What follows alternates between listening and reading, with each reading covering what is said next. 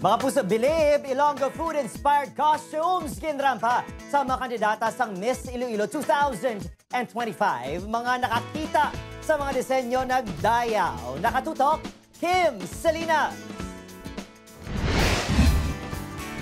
Gin kagutom, gin kabiliban sa mga Ilonggo ang ini nga mga matahom kag well-crafted designs sang saboroso kag manamit nga Ilonggo food nga ginpasalida sa mga kandidata sa nakaligad nga Miss Iloilo 2025 sa Gastronomy Costume Competition.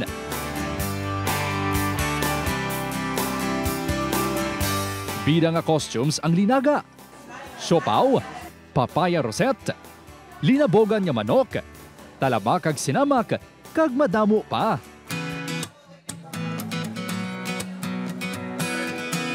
Ang estudyante nga si Christine na-amaze sa disenyo sang paborito sini nga siopaw nga ginsuksok sang kandidata sang gimbal. It really caught my attention kasi simula nung una, hindi po talaga na-feature yung mga restos dito sa Iloilo. Si Jinky, hindi makakasang panulukan sa linaga nga panapton nga ginsuksok sang kandidata sang Mandurriao.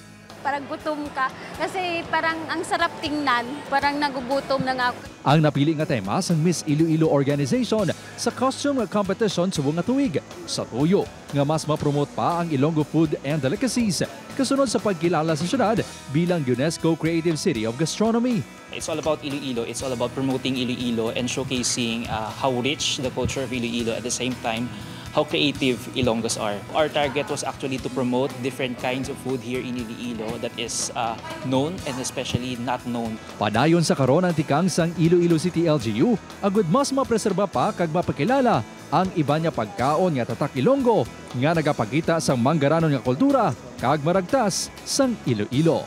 We are making sure that buwan-buwan talaga may mga nangyayari. That's why we are conducting our monthly night market. Upod kay Romel Forquilla, Kim Salinas, 1 Western Visayas.